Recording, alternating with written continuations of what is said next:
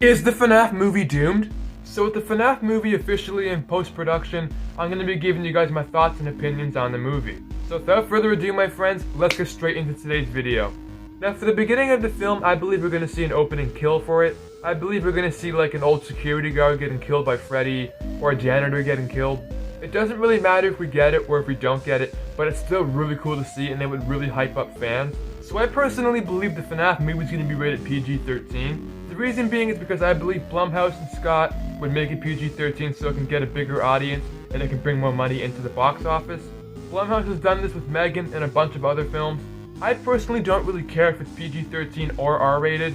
I would prefer if it was R-rated, but like I said already, I don't care. I don't know why it matters so much to some people, but I can see where they're coming from with this. And even if the FNaF movie is PG-13, it doesn't mean that it's going to be all kid-friendly sunshine and rainbows.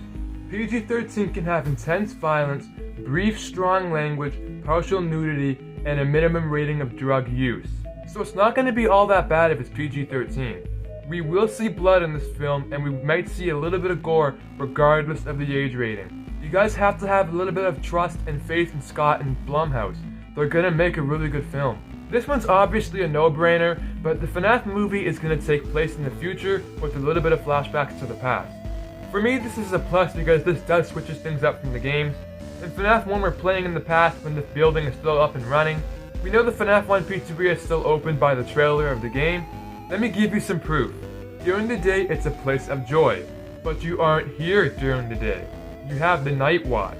I can't wait to see what kind of direction Blumhouse takes with this film. I wonder how they're going to incorporate the flashbacks in with the future, so I can't wait to see that when the movie comes out. Now, I personally believe we're going to see the bite of 83 in this film. With young Michael Afton and the crying child in this film, this basically confirms we're going to see it, and this also means we might see Fredbear's Family Diner, which this will be the first time we ever see it apart from FNaF 4. It's good to see that Scott's given some recognition to Fredbear's Family Diner. Not too many people talk about it, so this movie will get them talking about Fredbear's Family Diner. But let me know what you guys think about this in the comments down below. Now, I don't personally think we're gonna see Springtrap in the FNaF movie. We will see William Afton, but I don't think we'll see Springtrap. I think it's a little too early to introduce Springtrap to the movies. I think they might do that for the second film or for the third film. And which, if you guys don't know, Matthew Lillard, the actor of William Afton, has signed on for 3 movies, so this means we're gonna see 3 FNaF movies. I mean, I already knew that we were gonna get 3 films for the franchise, because way back in 2018, when Scott Cawthon did an interview with Dawko, Scott said he wanted to do 3 movies for the franchise. But yeah, I don't think we're gonna see Springtrap for this film. Now, one thing I'm not excited about is Vanessa, and Vanessa's gonna be a detective/police officer. Now, I don't see a problem with that, but I believe if they're gonna have like a detective or a police officer, they shouldn't use the name Vanessa because that's gonna confuse a lot of the newer fans. Because we have the Vanessa in Security Breach. I feel like they should bring back like Clay Burke, a character from the Silver Eyes trilogy. If you guys don't know who Clay Burke is, he's a detective in the Silver Eyes through the Fourth Closet books. He's a really good character and I'd like to see him in the FNaF movie. And this wouldn't really confuse a lot of fans because most people haven't read the books and it's kind of easy to understand. It's easy to understand that they're the same character and there's no difference between them.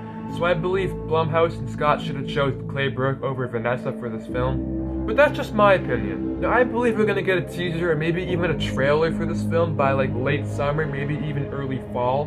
We have to get at least one of them because the FNaF movie releases on October 27th of 2023. So at the very least, I do believe we're gonna get like some posters or maybe even a teaser for this film. I think we'll get a trailer leading up to the release date of the movie. I don't think we're gonna get a trailer early. And speaking of release dates, the FNaF movie is gonna premiere on Peacock as well. I personally believe this is kind of a bad move for Blumhouse because they should release the film on Peacock a little after it releases in the theaters.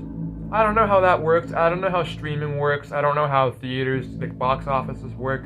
But in my head, I think releasing it on a platform, a streaming platform, will kind of take away from the revenue. I don't have any idea on what I'm talking about here, but I do think it would be a better idea to wait before releasing it to any streaming platforms, just to give it more time in theaters so people can see it.